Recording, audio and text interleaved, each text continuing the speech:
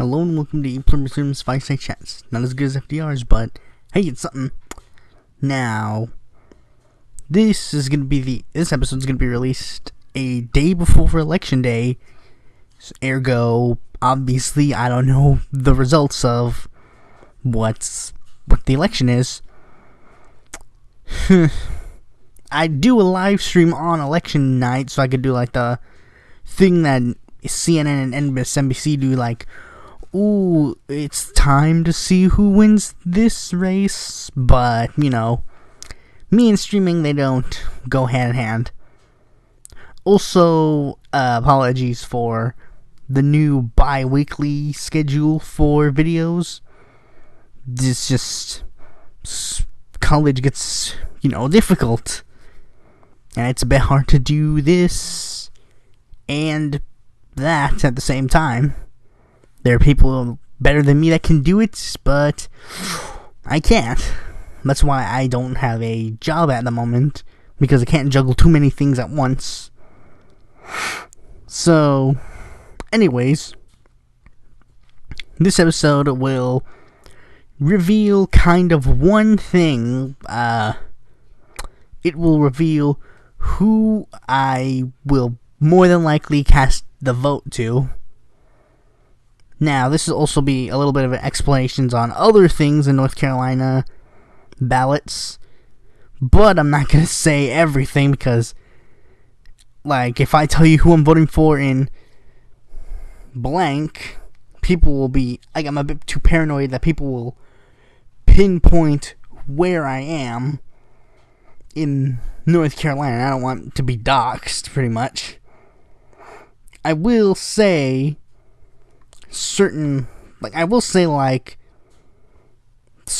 you'll see when I get to it. One more thing before I continue. If you go to my website, you will see my true and final endorsements of the year, because I also added a new endorsement to the Florida gubernatorial race, Bruce Stanley, because, Darcy and Andrew are kind of both, floundering on, like, oh, we're centrists, but we're also not centrists. We're actually progressive and da-da-da-da-da. It just gets a little too confusing. In fact, Richardson actually also verifies one of the stories, actually. But Bruce Stanley is like a progressive through and through, Medicare for all, $15 minimum wage, fixing the algae problem in Florida. So if I were in Florida, I'd vote for him and not Richardson or Gillum. But I mean, prediction-wise, Gillum's probably gonna win. But that's besides the point. That might be, I might say something like that on a different thing. Hint, hint, nudge, nudge. I'm not gonna say anything about that yet. But anyways, let's get right into the news. Now, this news actually comes from September 25th of this year, but I'd say it's, notable enough. It technically introduces a quote-unquote new presidential candidate. That candidate being Roque de la Fuente. For those who don't know who Roque de la Fuente is, and I'm surprised that you don't, considering I've mentioned him a lot of times on the show, I'm one of the only people to mention him in new media or even old media. Roque de la Fuente was, first, he was a businessman. Second, he was a Democratic nominee, a Democratic candidate for the presidential nomination in 2016. Then after that, he created a brand new political party called the American Delta Party, which he used as a vehicle to continue on with his presidential campaign. He even received an endorsement from the Reform Party. Now, that wasn't all he did. Then, in 2017, during that time, he also ran for the Senate race in Florida in the Democratic primary against Patrick Murphy and Alan Grayson. Then, in 2017, he decided to switch his party affiliation to the Republican Party and ran for New York mayor, but he was disallowed to continue his primary due to the fact that many of his signatures that he was like, you have to get a certain amount of signatures before you're allowed to run, it was found out that many of them were forged. And was that it for De La Fuente? No, because in 2018, at 2016, he announced that he was going to run for president in the 2020 Democratic primaries.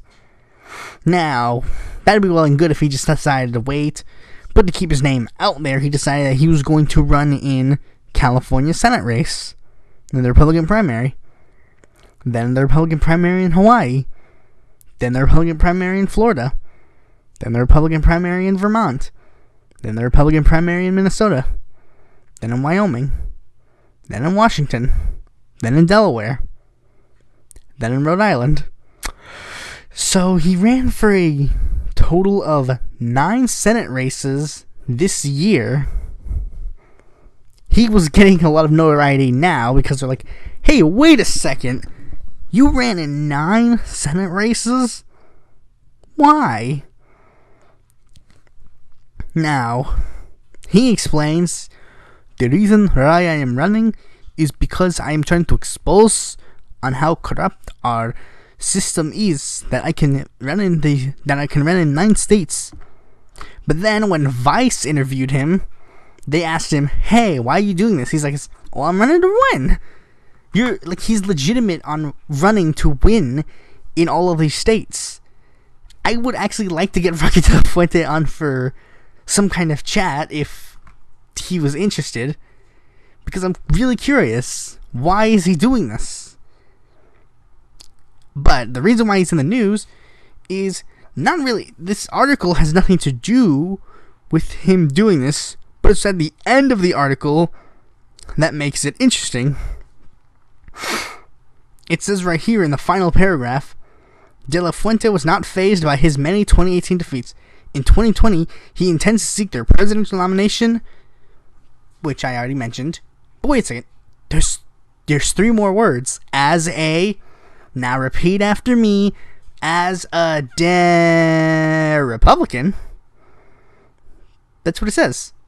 And Darcy Richardson, during an interview for Florida Senate, for his Florida gubernatorial race, he told them, I got $3,000 as a gracious endorsement from my friend, Rocky De La Fuente, who intends to try and unseat Donald Trump in the Republican primaries.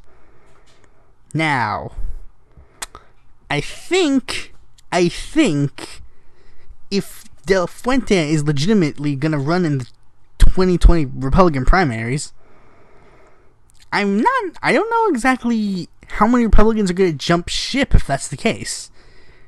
I think maybe, I believe that people might like it based on the idea that he's like a Mexican and he's going to be like, because one of the big things people want is an oppressed group that Donald Trump has targeted to be his opponent in 2020. They wanted Stormy Daniels because Stormy Daniels is a woman. They wanted Avenatti because he represented Stormy Daniels. They want Kamala Harris because woman. Cory Booker because black man. Some kind of Muslim or somebody. They want somebody to be of Donald Trump's oppressed groups to run against him, because it'll be a showing that the little guy can take the country back. But, I don't think they'll be too keen on De La Fuente running in the Republican primaries. Maybe some Republicans might jump ship. Maybe Rand Paul will be like, you know what, screw it, I'll endorse Rocky. Because Rocky's a centrist. Don't get me wrong. I wouldn't endorse him. But, why not? Go all out, Rocky. Oh yeah, in his Vice interview, he even mentioned how he actually wants to run in every single Senate race in 2020. So anybody who's on, whether in Kansas, North Carolina, or somewhere, De La Fuente has the potential to be on your ballot. Throw him a pity vote. Why not? But anyways, the next story actually comes from our favorite 2024 presidential candidate, Kanye West. Oh wait, I forgot. He's not running anymore. Kanye West withdrew from politics after his wacky behavior began to seriously hurt his fashion business. It's actually kind of BS. I learned. There was another article that pretty much showed that his that his business didn't actually be affected at all. West announced his abrupt exit from politics in a Twitter rant on Tuesday. My eyes are now being open, and now I realize I've been used to spread messages I don't believe in. News reports claim he was more motivated to do money. He's set to watch 3 new sneaker styles with Adidas before the holidays. Now, for those of you who don't know the whole story, I'll give you the gist. Kanye West, he started getting political when he was like, yo, I'm running for president. Then he announced that he was going to drop out for a run for president because he started realizing, he started being red-pilled, pretty much. He started, liking Donald Trump. I'll give him many reasons why he shouldn't, but, he just started liking Donald Trump. Now, all the conservatives who are like, will they stop with these liberal, stupid, ugly, fat, stupid, retarded liberals, will they stop this evil stuff? And then as soon as Kanye West started voicing his political opinions that were to the right, people were like, you see, it's kind of like my view on celebrities invoking their political opinions is, as long as they know what they're talking about, fine. If they don't, sorry. Example, Taylor Swift saying, I can't endorse Marsha Blackburn because she's anti-women. And then endorsing Phil Bredesen because, corporate Democrats are the winners. Versus Mark Ruffalo, or Rosario Dawson, who've actually done research into left-wing figures, and Rosario Dawson going so far as to endorse Jill Stein, and Mark Ruffalo reading a speech from Eugene V. Debs. Taylor Swift ain't gonna be reading a Eugene V. Debs speech anytime soon. And, this just kind of barrel-rolled with Candace Owens, smart woman as she is, expressing stuff like, oh man, I love you, Kanye West. And, Charlie Kirk expressing how he loves Kanye West, and Alex Jones expressing how he loves Kanye West, and all these right-wing figures being like, man, I love you, Kanye. You may remember he was recently invited to the White House. I didn't really care, so I didn't report on the story. And pretty much now, Candace Owens, she basically decided that she was going to start a new political movement entitled Blexit, where she was going to be pressuring all these black people to leave the Democratic Party because she's like, man, these blacks, they're sheep to the Democratic Party. We gotta pull them all out because the Republican Party has their best efforts in mind. Now, my biggest question is, wait, hold on. Why? Why do you think they have their best interests in mind? Why do you want them to just move to another sheep, pretty much? So, and her response is pretty much nothing. I'm pretty sure the biggest reason she's gonna say is because the party of Lincoln, they freed the slaves. It's like, oh yeah, bravo. What else did they do? Yeah, you know what the Democratic Party did for African Americans? Welfare, civil rights. They did a lot of things for them. GOP hadn't been doing much for them in recent years. In fact, in Georgia, many African Americans, they're being purged from voting. In the idea is Republicans are trying to keep electoral integrity by shaming people not to vote. Granted, Democrats are also keen on shaming people to vote, but they usually shame people to vote for a different reason. Republicans literally will just be like, nope, you can't even enter the polling station, I'm afraid. Which, not that very good if you want to get African Americans on your side. It's kind of why it's very hard for African Americans to even get a footing in the Republican Party, is because they don't care, pretty much. Literally anything that benefits African Americans, Republicans are against. As racist or as offensive as it may sound, the welfare state is a big thing for African Americans because a lot of them are poor. They like the welfare state. Republicans are like, no welfare state in my America. They like affirmative action because it gets them better into colleges. And then Republicans are like, not in my book. Many Republicans are advocating for literally taking away some civil rights stuff for gay people. Even a lot of African Americans are like, wait, hold on. This is exactly what happened in the 60s. We wanted civil rights and people didn't like it, so we need to protect gay people's civil rights. So, yeah. Got a bit off topic, but anyways, she basically wanted to keep Blexit a thing, and then basically said Kanye West supports Blexit, and Kanye was like, wait, hold on, no. I like Trump. I don't like any Republican. He just likes Trump.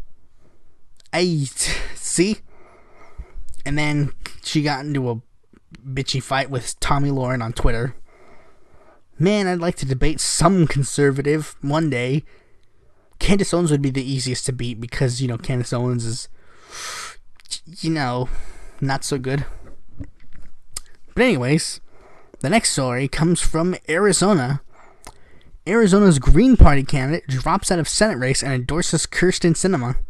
Arizona's Green Party candidate announced that she is dropping out of the state's Senate race and is endorsing Democratic candidate Representative Kyrsten Sinema. Sinema is locked in a tight race with Republican Representative Martha McSally to replace retiring Senator Jeff Flake. Angela Green told her supporters to vote for a better Arizona that would be for Sinema. Green said that she was endorsing Sinema because her views more closely aligned with the Democratic candidate. There is a lot of other reasons I can't support the other candidate, Green said. Well, I was actually going to endorse Angela Green. Now I see why I didn't. She's going to pull this crap.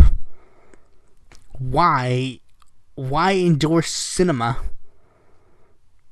Sinema is a blue dog Democrat. I'm not even kidding. Look it up. She is a blue dog Democrat. She is a bisexual person who refuses to call herself bisexual. An atheist who refuses to call herself an atheist. She's like, oh, I'm a moderate and I like to get problems solved. She's one of the furthest right Democrats according to GovTrack. Go to the House one.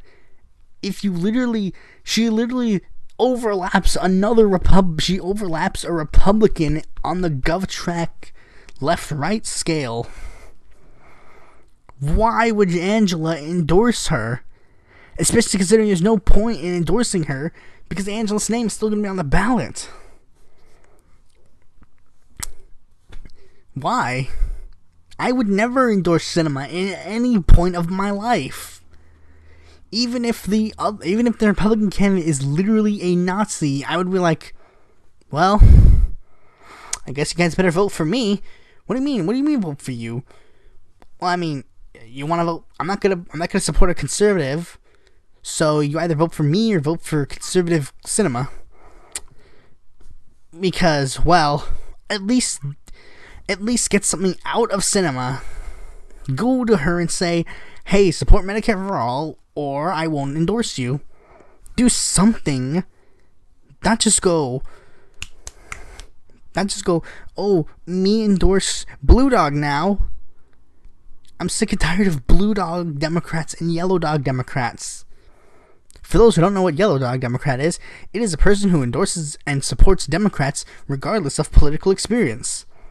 I mean, not political experience, political views. Example, endorsing Kyrsten Sinema because you voted for Lyndon B. Johnson. Too much difference. Kavanaugh effect. Dianne Feinstein challenger runs far to her left, wins over Republicans. California State Senator Kevin De Leon is running far to the left. Not really, but whatever. Yet he's winning over Republicans in his bid to unseat Senator Dianne Feinstein next week. In one of the weirdest bits of fallout from the Kavanaugh confirmation hearings, it's not that the GOP voters particularly like Mr. De Leon, but after watching Miss Feinstein's handling of the uncorroborated 11th hour sexual assault allegations against Justice Brett M. Kavanaugh, many Republicans are willing to vote for anyone but her. That's true, even if that means backing a Bernard Sanders-style left-winger who wants tuition-free college and government-run healthcare. It's all about the Kavanaugh effect, said Sean Steele, the Republican National Committeeman from California. Miss Feinstein holds a 9 percentage point lead in the latest poll week from Berkeley Institute Government Studies, building her a lead with overwhelming support from Democrats. But she trails 34% to 23% amongst Republicans and lags 5 points behind among independents. Well, I mean, I guess this makes sense. I mean, there are lots of Republicans who want to vote for somebody in November. Well, this is November. Well, technically tomorrow, because the episode's going to be released the day before Election Day. They want to vote for someone. They just don't want to vote for Dianne Feinstein because they see her as this uncontrolled leftist. Even though she's not. She's a blue dog. Well, technically a new Democrat. But really, she's a blue dog, pretty much. I'll never get over the fact that Feinstein is a literal liar. Go to her website, click healthcare, and it literally says, I support universal healthcare. But then when you go to a speech she said, if universal healthcare means government control of healthcare, then I'm not there yet. What do you mean, then? What do you mean? What is it, then? Tell me. Tell me what is your plan, then? Universal healthcare or no? What do you mean? But, you know, Dianne Feinstein is probably going to win the Senate seat. Nancy Pelosi, Kamala Harris, and Dianne Feinstein get to go back to Washington, even though pretty much nobody wants them to be there. Ay, Dios mío. Okay. Colorado governor says he's leaning strongly towards presidential run. Colorado Governor John Hickenlooper said Wednesday that he's leaning strongly towards a White House bid, making his latest indication that he could run for president. I'm the governor of Colorado. I'm going to run for president, said Hickenlooper during a stop in New Hampshire where he was campaigning down-ballot Democrats. He quickly added that he hasn't made a final decision and that he's leaning strongly towards a White House run, but said that I am absolutely doing this. If I am absolutely doing this, there'll be all kinds of legal ramifications. No, I don't want Hickenlooper to run. And if he becomes the nominee, I'm not going to vote for him. I don't like Hickenlooper. I don't give a shit about Hickenlooper. Especially considering Hickenlooper, he's literally like part of this, for some reason, joint ticket. Like, it's CNN made this, there was this hilarious interview with CNN where they were like trying to shove a Hickenlooper Kasich ticket down our throats. And they literally had bumper stickers for them, like Kasich Hickenlooper, and then they were like, I'm not so sure about this. And they're like, oh, I'm sorry. Did you want Hickenlooper to be the head of the ticket? Because we got those too. And they're like, yeah, no. Because Hickenlooper is a moderate Democrat, and John Kasich is a conservative Republican. And wait, hold on. Did you guys think that he was a moderate? No. He's not. He's just not. Literally, it says so on his Wikipedia page. He's often billed as a moderate when he's not. He's not a moderate. You want a moderate Republican? Go to De La Fuente. Hickenlooper De La Fuente. You want a moderate Republican? Dig up Teddy Roosevelt's corpse. Make him be the Republican nominee. That'd be great. I'd vote for Teddy Roosevelt's corpse over John Hickenlooper. Why not? I mean, Hickenlooper's not going to do anything when he gets in office. And, well, at least Teddy Roosevelt has an excuse, because he's dead. I'm pretty sure if Teddy Roosevelt was elected after his death, he'd probably just fight God, get back to Earth, and be like, alright, fine, let's see what I can do. Wait, why didn't you guys bust these trusts? Google and YouTube, why didn't you bust these trusts? I didn't know there were trusts. Well, let's bust these trusts. You see? And that's why Teddy Roosevelt, in his spirit, would be a much better, president than any of the Democratic offers aside from Bernie Sanders, Tulsi Gabbard, Alan Grayson, Ro Khanna, and I pretty much made my demands pretty clear to the Democratic Party. Bernie, or a progressive like him, or me no vote for you. Jill Stein and Jesse Ventura have indicated they're going to run for the Green Party nomination. Jesse Ventura would seem like an interesting guy to vote for. I mean, I'd probably need to know his single-payer stance, but whatever. Speaking of presidential runs, Murphy signs law allowing Booker to run for president and Senate simultaneously. Let there be no doubt, Senator Cory Booker can run for president and Senate at the same time. Governor Phil Murphy on Thursday night signed a bill unofficially dubbed Cory's Law that would clarify that a U.S. Senator or member of the U.S. House from New Jersey can appear on the primary and general election ballots for those offices as well as the presidency. Booker, a Democrat and New Jersey junior senator, is widely expected to run for president in 2020. The same year, he's up for re-election for a second full 6-year term in the Senate. In recent weeks, he's visited Iowa and New Hampshire, which have first presidential nominating contests in the nation, ostensibly to help out other candidates. Booker, however, has acknowledged that he's considering running for president. Even if Booker doesn't get his party nomination, the bill would still allow him to run for vice president and the Senate at the same time, should the Democratic nominee choose Booker as the running mate. Booker is running. It's clear as day. Booker's running. At this point, I should probably try and speculate who the heck is going to be the candidates. Maybe that'll be my end-of-year thing. I'll actually try to speculate who the Democratic candidates will be. Who is actually going to put their foot in the thing. Because, think about all these riveting names we've heard so far. Michael Bloomberg, Cory Booker, Kamala Harris, Bernie Sanders is actually a good voice, Elizabeth Warren, Eric Holder, Joe Biden. Man, I'm so excited. Joe Biden, Cory Booker, 2020. This is going to be amazing. Wait a second. No, it's not. It's going to stink. Because nobody, I repeat, nobody is going to vote for them. Or, scratch that. The Democratic Party loyalists are going to vote for them. But otherwise, nobody else is. Would you vote for Cory Booker? Give me a reason why you'd vote for Cory Booker. Go on, I'll wait. What's that? I didn't hear you. And many people are actually my teacher who's a Democrat, spoiler alert. He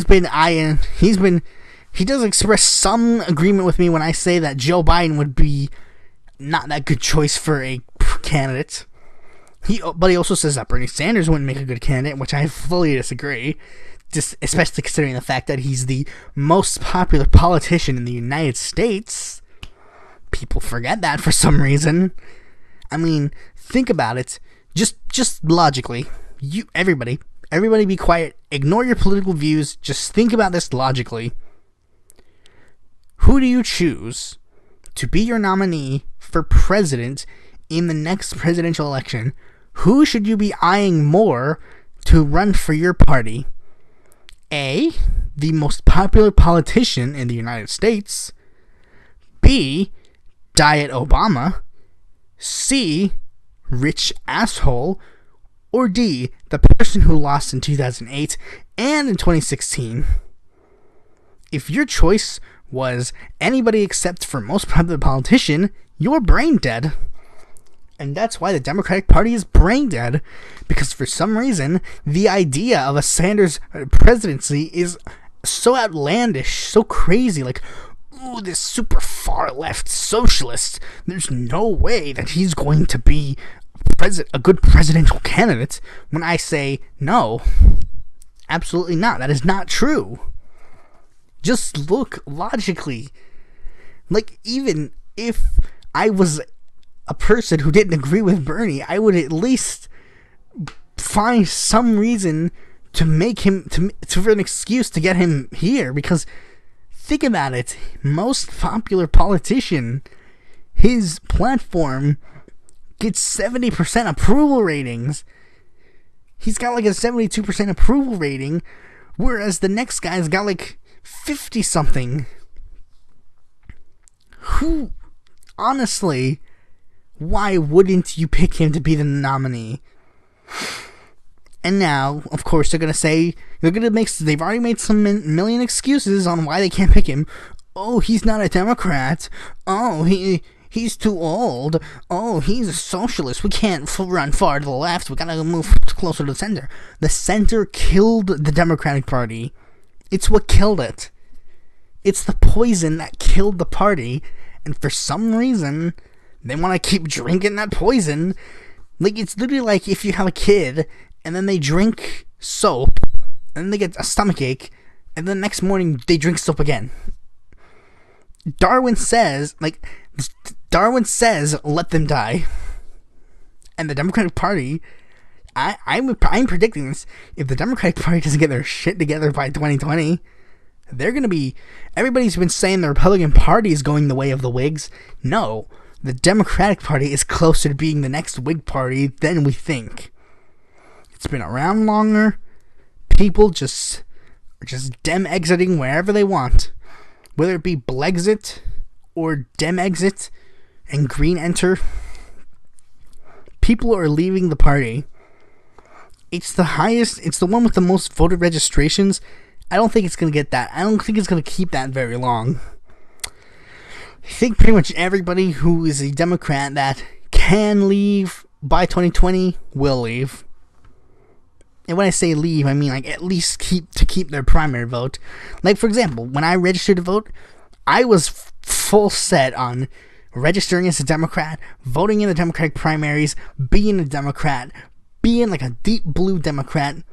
I registered as unaffiliated, so I get to keep my primary vote, but still retain the whole, hey, I'm not you, and you can't play B. I'm not a Democrat. I'm not with these guys.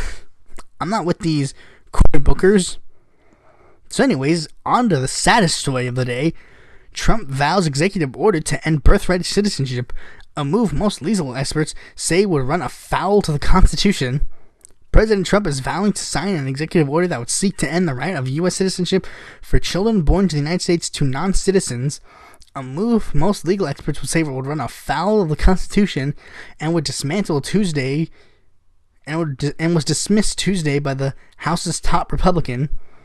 The action, which Trump previewed in a television clip broadcast Tuesday, would be the most aggressive by a president elected office president, pledging to take a hard line on immigration, an issue that he's revived in advance for the next week's midterm elections. Now, pretty much, the thing about it is, many people are saying, well, technically he can't do it. So I'm not really too worried about that in particular, because many people are saying, well, he technically can't do it. Like, in order to do that, he'd have to amend the Constitution to get it done.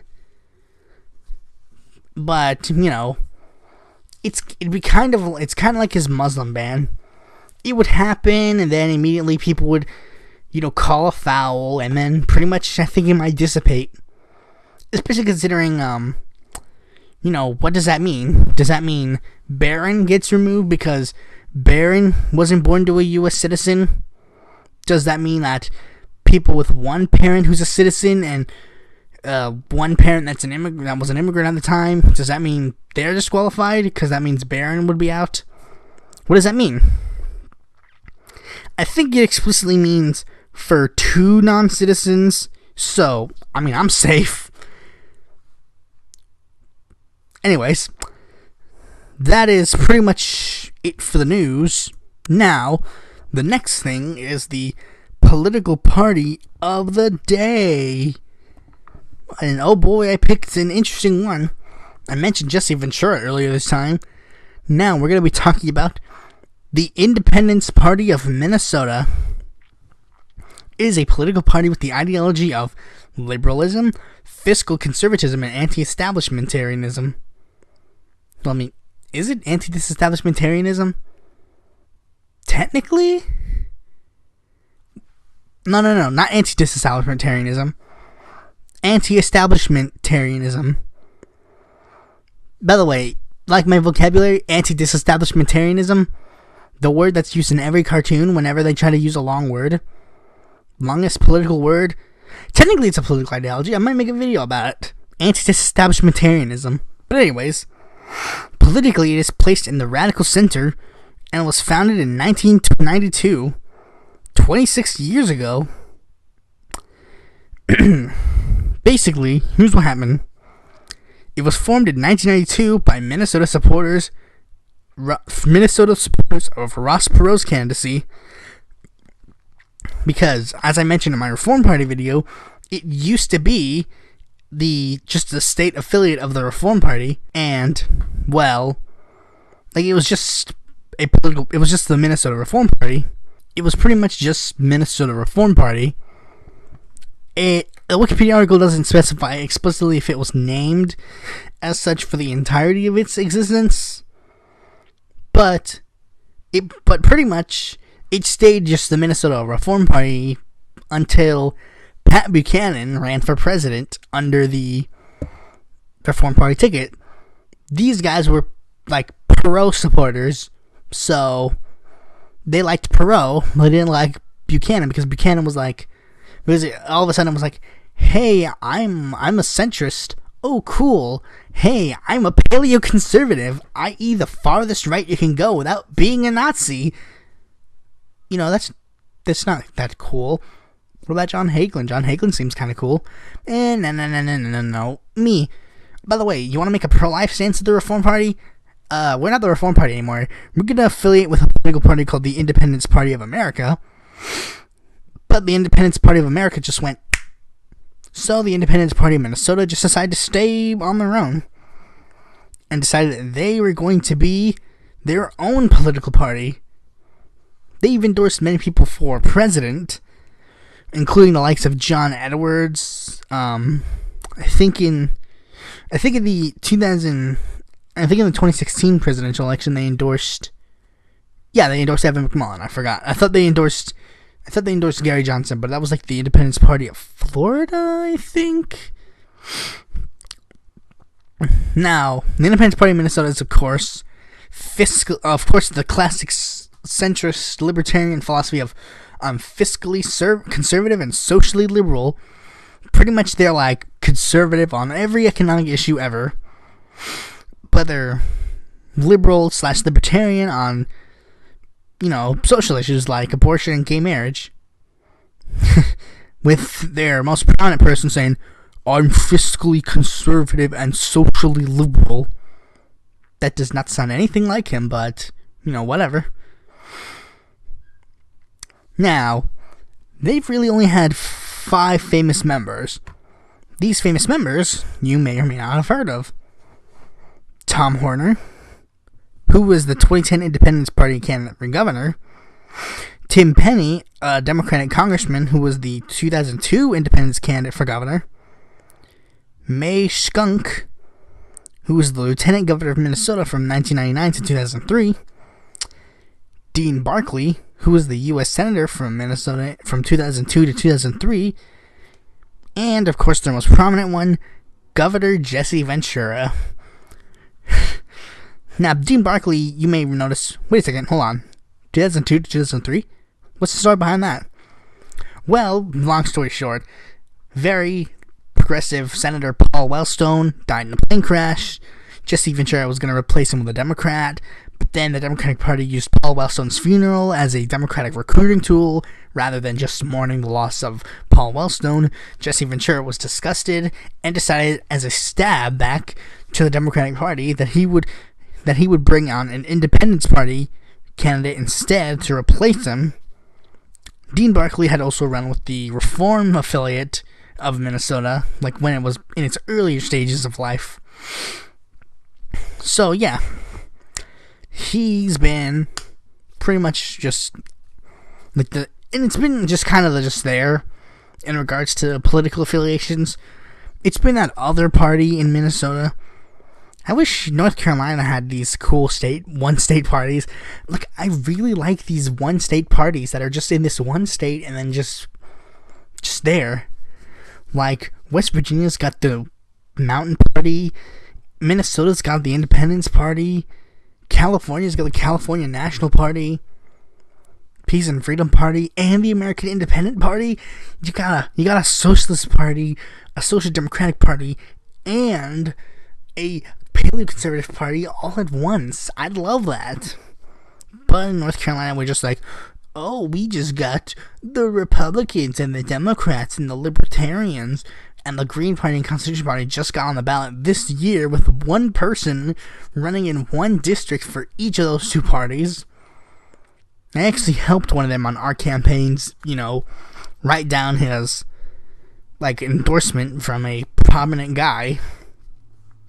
But this is just, the Independence Party of Minnesota, I like some of their candidates. Paula Overby ran as their candidate not that long ago. But speaking of North Carolina, now it's time for me to tell you some secrets, because I can't post pictures of who I'm going to vote for. So it's just pretty much going to be clear. I'm going to be voting for a lot of things this year. For example, North Carolina's got 6 amendments to their constitution, and many local offices, a Supreme Court office, a sheriff, Court of Appeals people, district courts, state senate, state house, and of course, the biggest one, House of Representatives. I couldn't get a Senate race or a gubernatorial race this year. Personally, I find something about the Senate races to be a bit strange. We have 3 classes of U.S. senators, but only 2 senators for each state? That doesn't make any sense to me, pretty much. In my opinion, senators should be like, we vote for 1 senator for the presidential elections, class 1, and then class 2, we vote for them in the midterms. That seems fair, right? And then your gubernatorial one can align with whatever. It can align with midterms or not. That could be a state's decision, whatever you want. To keep it interesting. I think it'd be much more incentive to vote if you have bigger offices. A lot of people I know kind of want to skip out this election because in North Carolina we got nothing. Aside from, of course, what I just said. Now, for this one, I'm going to be telling you who I'm voting for in the House of Representatives, and we're also going to be voting for a couple of bonds, and the amendments, because I'm paranoid that if I tell you any of the other ones, you'll be like, hey, he lives in this state district and this Senate district, so I figured out where he lives. The only spoiler I'm going to give you is I'm going to be voting Democrat down the ballot, except for Board of Education and another nonpartisan office. And here's the thing about one of my nonpartisan offices. For a lot of them, it's literally just, I can't vote for one person because I don't know anything about them. Like, literally on my thing, for one of my nonpartisan offices, which is like my soil conversation person, there's 2 of them that actually wrote down paragraphs explaining here's why you should vote for me, and the other ones are this candidate has no info available. It's come on, give me something. I can't vote for you if I don't know who you are. If I were in Congress, I'd make that an amendment. Everybody running for office has got to tell you who they are and why they're running. What's their platform. Personally, I think these voter books should be given to you at the voter booth so that you don't make any bad decisions. So anyways, first I'm going to tell you my amendments, because my amendments decisions were actually very interesting. Some were very clear, some weren't. For example, Amendment 1, Hunting Amendment. This amendment pretty much guarantees the right to hunt and fish. I'm not a hunter and I'm not a fisher. And the amendment itself was really vague. personally, I'm not too opposed to hunting, but pretty much the basis of the amendment was just kill animals. We'll figure out the details later. And I'm like, wait, hold on. Why you figure out all the details later? Can't you tell me now? Would it be better? It's like, don't worry. We'll tell you the details about the amendment later after you vote for it. No, don't wait. I need to know about the amendment now. I can't vote for it if I don't know what it is. It literally just says this will help hunters and fishers. Well, and I'm not a hunter and I'm not a fisher. I'm not affected. Voting against it. The next one, the Victims' Rights Amendment, also known as Marcy's Law. This is the very controversial one because when I read the amendment, I actually thought the amendment was a good idea. Supporting victims, helping them, that seemed like a legit thing. I'm like, okay, alright. Marcy's Law seems pretty good. You're helping people, the victims get well equipped to handle people. Alright, this makes sense.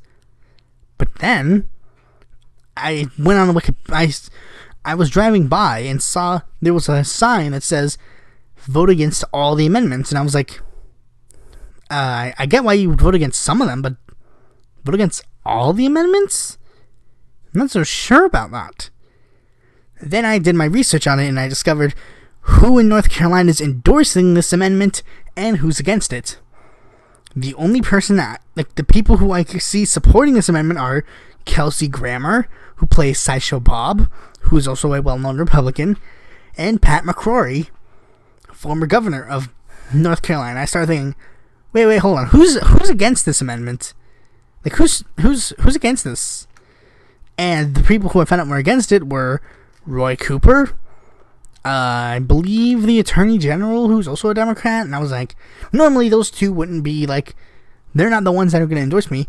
They're the ones who I'm not, do I really care about what Roy Cooper says? Not really. He's not too progressive. He's just your average, I'm just your normal modern liberal. It's like, man, you're all right on some things, you're bad on other things. You did get rid of that HB1, or HB2, that's the one, that's the bad one. Hate Bill 2 is what people come to call it. But the one that got me to change my mind about this amendment was the ACLU of North Carolina. I'm thinking, hold on. The American Civil Liberties people, the American Civil Liberties Union, does not like this. The ACLU is not wrong. They're really never wrong. They support civil liberties till the day they die. Why would they be against this bill that's for civil liberties for victims? So that made me think, hold on a second, this doesn't make any sense. Why are you against this bill? And the ACLU explains that they don't like the bill because many of the protections that are in the bill already exist. And many of the things that they will add will simply just waste the court's time, will delay prosecutions, will bring the court process to a halt. So, against my prior judgment, I'm going to be voting against the Victim Rights Amendment. The next one, the cap of the income tax at 7%. Pretty much the idea behind it is the highest income tax cannot be more than 7%. Which is actually a down thing because the highest income tax now is 10%. Now, I think if the income tax is needed, the income tax is needed. 10%. Personally, my income tax would be a lot more drastic. A progressive income tax is needed. So, it just doesn't seem to make sense to lower this corporate income tax bill. So, voting against it. The next one, Photo ID Amendment. This one pretty much makes it so that the photo ID can only be done you need a photo ID to get to vote. Now, personally, I'm not too against the idea of a voter ID amendment. I get the reasons why you need it. I get the reasons why you don't need it. And my teacher explains that this one could be potentially passed, but that doesn't mean it's going to be going into law, because this happens pretty much every week. North Carolina votes to bring in voter ID, and then they're like, nah, this is pretty racist, so no voter ID this time. Fine, but next time we'll get voter ID, and then they never get photo ID. So I'm personally not too against it or for it. The only reason I'm going to be voting against it is because of one simple truth. I don't have photo ID at the moment. So, if I voted for it, I'd be a hypocrite. Like, I just walked in voting, and I didn't have a photo ID. Now all you guys gotta do it.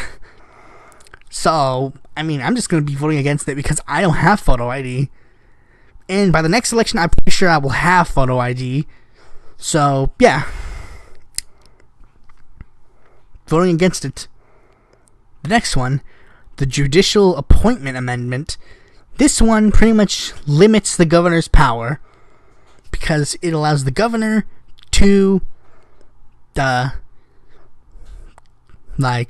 pretty much says that the state legislature chooses who's going to be a court-appointed person rather than the governor, which is something that I expected out of the Republican legislator.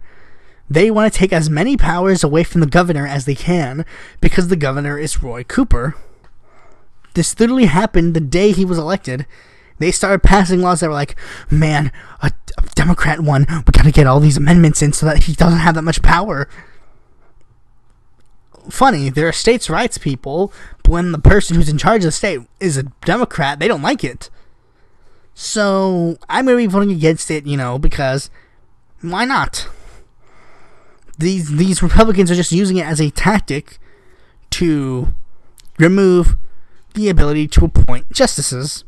And, well, that doesn't seem like a very good idea, to be quite honest. And the last one is about the Board of Elections. Currently, the North Carolina Board of Elections, who's in charge of redistricting and all that other stuff, has 9 members. 4 Democrats, 4 Republicans, and 1 person who's nonpartisan. He's supposed to represent everyone else. The Libertarians, the Greens, the Independents, etc. Doesn't seem too fair if he's the only person representing them. But anyways, this bill, this amendment, pretty much says that they lower the number to 8. Now you might be thinking, now this doesn't seem fair. Removing one of the Democrats or removing one of the Republicans to just make this thing less fair? Oh, no. They're not getting rid of the Democrat. They're not getting rid of a Republican. They're getting rid of the nonpartisan guy. Because of course they are. When the Democrats and the Republicans can negotiate a way to get rid of third parties and independents, they will. I'll be voting against it because this doesn't make any sense. Why would you have it 4-4? All the Republicans are like, I want all the white people gerrymandered into this district while all the black people are districted into the small district. Hey, no fair. Now all of a sudden, gerrymandering becomes much worse because literally there's no way to settle it. It'll always be a tie. Nonpartisan guy can just be like, no, I'm going to side with this guy this time because it makes more sense. You're just gerrymandering all the Republicans to be in this blue district. So, yeah, I'll be voting against all the amendments. Marcy's Law with a question mark. And now the biggest one of them all. The House of Representatives. This one is the big one.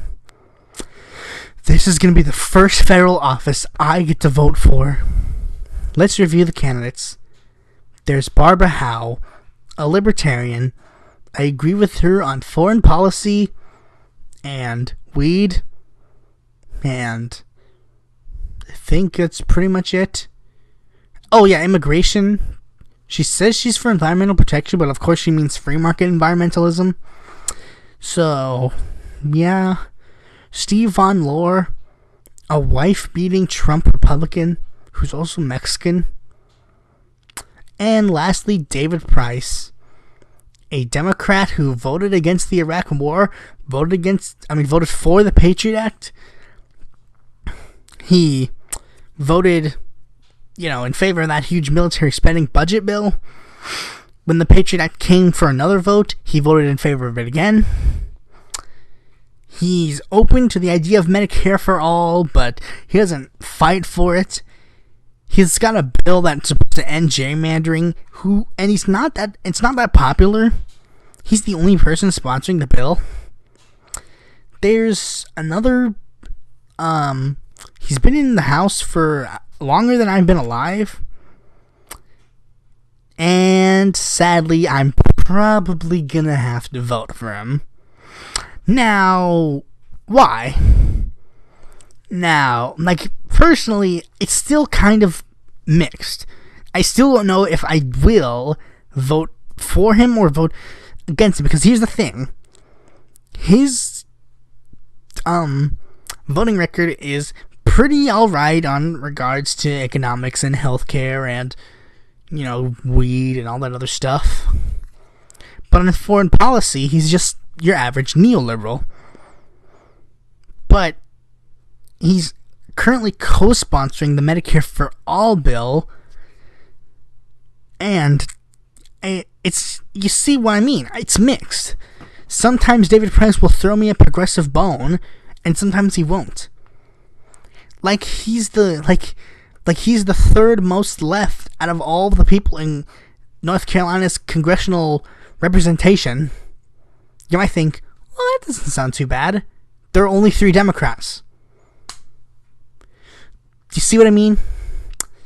It's there's sometimes where David Price will throw me a bone, sometimes where he won't. I really still think desperately in my head, is there potential for me to just give a protest vote to Barbara Howe? Did I say Barbara Howe when I began this, or did I say Barbara Lee? Either way, Barbara Howe is the candidate, not Barbara Lee. Oops, if I did say it. Because Barbara Howe, she's got the foreign policy to a T, just nothing else. Now, I think the reason why I might end up voting for David Price in particular is because, he's the closest to me ideologically. Now, if the Green Party gave me a candidate, I would have definitely voted for them, but the Green Party just decided to skip my district and go somewhere else. Thanks a lot, North Carolina Green Party. You've ruined my chance to have a 100% choice to vote for. Now, I probably would sit out of this race, but many of my down-the-ballot people are new, so, it'd be best to probably check on and make sure that these guys get in the office as well. And I personally don't want to leave my House of Representatives thing blank. I also briefly considered writing in a more progressive North Carolina Democrat, like Cecil Bothwell, or Richard L. Watkins III, or Brad Miller. Really like all those guys, despite the fact that Brad Miller was cheated out of his district. Literally, he was gerrymandered out of his own district. That happens too many times to count. David Price is really good on the net neutrality, which I'll also need that vote in the future. So, David Price, I'm probably going to vote for him, even though if I voted for literally anybody else, the district would still probably go to David Price. So, yeah. It's not so good as it may sound. I may and probably will end up voting for David E. Price, but he's better keep his eye out, because I've already sent him a strongly worded email that pretty much gave him a list of demands from me, because, well, I'm not too happy with his record. Basically saying, hey, bro, you need to stop fighting for American imperialism and fight against American imperialism. And you need to make a stronger stance on Medicare for all. I mean, the other two, I don't think they are sponsoring the bill at all. Make it known that you're sponsoring the bill. Be an avid supporter of Sanders. Fight to be the next Bernie Sanders. So, yeah. May end up voting for David Price, but Barbara Howe could be a possibility if I'm just too mad. Thanks for watching this video. Be sure to like, comment, subscribe, and click that bell to be notified when a future video of mine comes out. And if you're interested in more political content from me, you can go to my website and follow me on Facebook, Twitter, and Quora. What are your thoughts on Election Day? Do you think that we're going to have a blue wave, or that we're going to have a red wave, or that it's going to be a blue ripple? I'll tell you, but not here, because, well, I'll let you know.